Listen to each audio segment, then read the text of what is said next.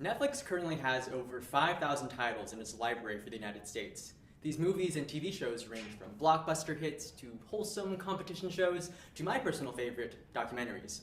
But what would happen if Netflix lost 75% of its titles? You'd be left with a little over 1,000 things to watch, which means that you might not be able to enjoy your annual Christmas binge-watching session of your favorite sitcom for the 10th time. I'd definitely be upset. I'd probably post an outcry on Facebook regarding this injurious action. I'd mobilize my friends and families in a letter-writing initiative to our representatives demanding that Netflix reinstates its full library. I'd give my full support to any campaign working towards bringing back Netflix to its original glory. Make Netflix great again! Okay, Kyle, let's refocus here. Sorry. Now what if I told you that a similarly alarming rate of loss is occurring right now in a much more important thing to human health than, no shade, RuPaul's Drag Race? Food! The United Nations Food and Agriculture Organization estimates that 75% of the world's crop biodiversity was lost in the 20th century, with most of that loss occurring between 1950 and 2000. In fact, research suggests that most of the world's food energy, which once came from hundreds of thousands of different plant varieties, now only comes from 12 different species. This immense loss of crop biodiversity has many serious implications for the well-being of people and the planet. It's not all bad news though. By the end of the video, I'm hoping to leave you a little more informed about the current state of crop biodiversity loss, and a little more empowered about steps you can take to effect change in this pressing problem. But first, some context.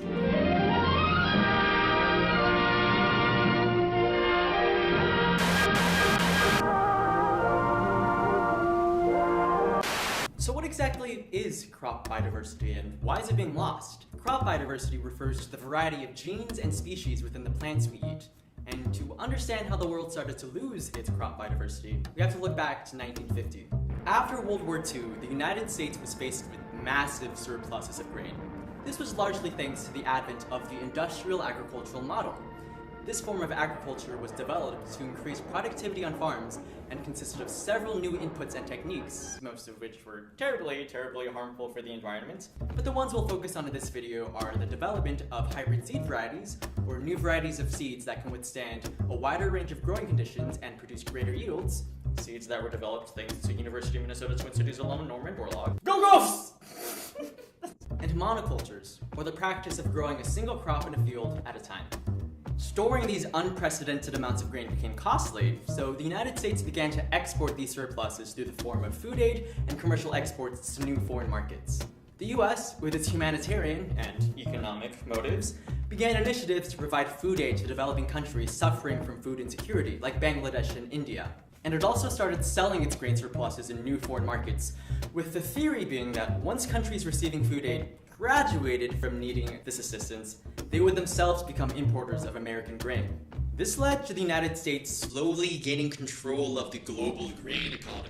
And by the early 1970s, the US exported over half of the total grain trade and sold food to over 130 countries in Asia, Africa, and Latin America that all became dependent on the US's food supply. This creation of a global food market by the United States also had political motives linked to the Cold War. The idea was that decreasing hunger and food insecurity in poorer countries would also decrease the risk of a communist uprising. This reasoning led to the US exporting the very model that allowed it to produce massive amounts of grain, the industrial agricultural model. This global spread of industrial agriculture became known as the Green Revolution, or the opposite of a red or communist revolution. This proliferation of the industrial agricultural model through the Green Revolution catalyzed the rapid decline of crop biodiversity. Because hybrid seed varieties and monocultures are key components of the industrial agricultural model, farmers around the world began to replace their traditionally diverse fields of crops with uniform fields of uniform varieties. This global shift to monocultures caused huge amounts of crop biodiversity to be lost. In the Philippines, for example, farmers once cultivated thousands of traditional rice varieties, but by the mid-1980s, just 2 hybrid seed varieties consisted of 98% of all rice grown. Similar numbers were seen in the Netherlands, where only 4 crops were grown on 80% of Dutch farmland in the 1990s. And in the United States, of the 7,000 varieties of apples that existed in the 1800s, 6,000 of those went extinct. And as someone who really likes apples, that makes me really sad. This brings us to our current 75% of crop biodiversity has been lost situation, which has pressing implications for the environment, the global economy, and human health. crop biodiversity is critical to the health and productivity of agroecosystems, or farms. Agriculture starts with the soil, so making sure your soil is healthy is the first step towards keeping your farm healthy. One of the most important techniques in maintaining soil health is intercropping, or planting polycultures. This is the practice of planting a variety of crops in a single field, the opposite of monocultures. Doing so ensures that all the nutrients necessary for healthy soil are sourced from these crops and embedded into the soil. Without the nutrient cycling that occurs because of crop biodiversity, the health of a farm soil degrades. This paves the way for soil erosion, which renders farmable land unproductive and useless. Glenda, our land is dead because of the unfettered growth of neoliberal globalization. Fits! Outside of nutrients for soil health, crop biodiversity also provides vital ecosystem services for farms, such as the regulation of hydrological processes, the detoxification of harmful chemicals, and the provision of a natural buffer against pests and disease. In other words, planting a diverse set of crops on your field mimics the natural biodiversity found in other ecosystems, allowing the natural ecological processes that occur because of crop biodiversity to happen on your own farm.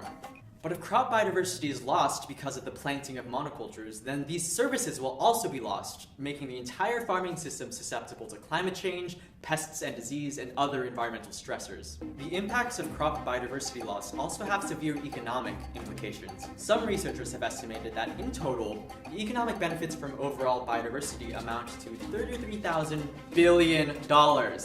That's enough money to give every person on this planet 300 Netflix subscriptions. A number of ecosystem services from crop biodiversity contribute to this amount. One such service is a natural form of biological pest control. Most pests have several natural enemy plant species, so growing a variety of crops ensures that a variety of plants can function as Pest ninjas killing these pests from eating your crops. This biological pest control, because of crop biodiversity, amounts to about $100 billion worth of services worldwide every year. Another economic benefit derived from crop biodiversity comes from pollinators. The population and diversity of pollinator species depends on overall biodiversity, so a varied agroecosystem promotes the populations of many different types of pollinators, like bees and butterflies. These pollinators are critical to the growth of crops, and globally, the ecosystem services provided by pollinators amount to $200 billion.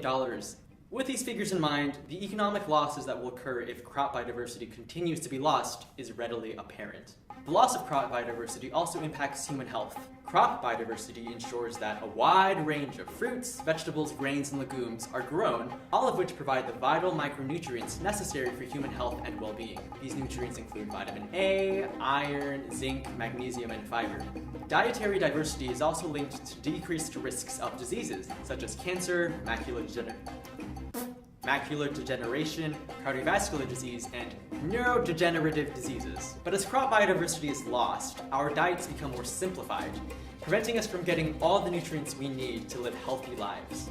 Ultimately, crop biodiversity provides many crucial services to the environment, the global economy, and human health. But if crop biodiversity continues to be lost through the planting of monocultures, then the cascading effects on humans will be devastating. Yeah, I know, the whole situation seems a bit doom and gloom, because it is, but not to worry! There are many efforts to fight the loss of crop biodiversity.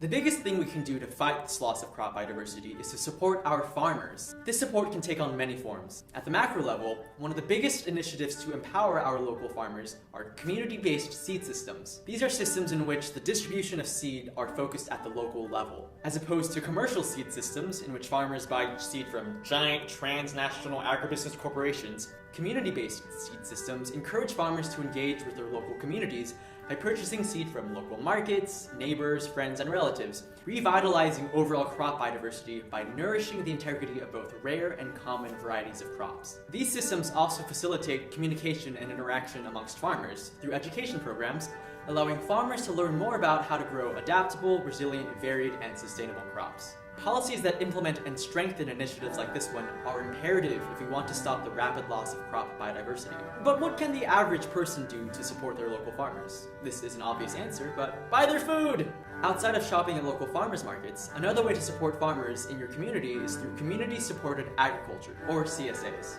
A CSA is a community of individuals who pledge to support a farmer through a growing season. While each CSA is unique, This relationship between community and farmers often takes the form of individuals paying subscriptions in exchange for a big old box of fresh fruit and veggies from last week's harvest. Engaging with your local farming community through a CSA provides the economic support that these farmers need to continue their sustainable farming practices, allowing you to fight the loss of crop biodiversity in your own individual way. But ultimately, as with most problems in society, meaningful change won't happen unless effective policy change happens. And policy change won't happen unless governments believe that their constituents want this change to happen.